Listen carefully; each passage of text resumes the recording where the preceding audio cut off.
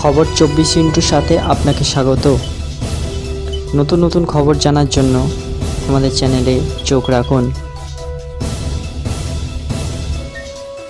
নমস্কার, খবর 24 সাথে আপনাদের স্বাগত।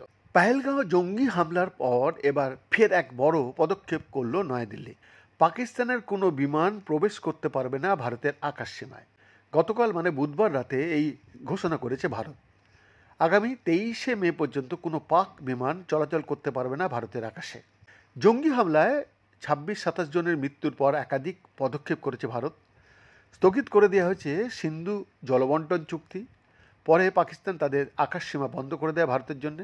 আর সেই ঘোষণার 6 দিন পর ভারতও আকাশ সীমা বন্ধ করে দিল তাদের জন্য। ভারতের এই সিদ্ধান্তে সমস্যায় পড়বে কিন্তু পাকিস্তান, কারণ দক্ষিণ পূর্ব এশিয়ার দেশগুলিতে যাওয়ার জন্য ভারতের আকাশ সীমা ব্যবহার করা তাদেরকে প্রয়োজন পড়বে। একটা সূত্রের খবর, পেহেলগাঁওতে ভয়াবহ জঙ্গি হামলার পর যেভাবে ভারত এবং পাকিস্তানের মধ্যে উত্তেজনা বাড়তে, তাতে ইতিমধ্যেই ভারতের আকাশসীমা এড়িয়ে ভিন দেশ দিয়ে যাচ্ছে পাক বিমানগুলি।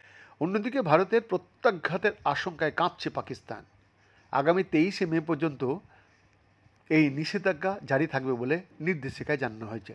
আর এই নির্দেশিকার ফলে কোনো বিমানকেই এই নির্দিষ্ট আকাশসীমার মধ্যে চলাচল করতে দেওয়া হবে না, এমনকি ভারতের জন্য পাকিস্তানের আকাশপথ বন্ধের কথা জানিয়েছে আগেই শরীফ সরকার।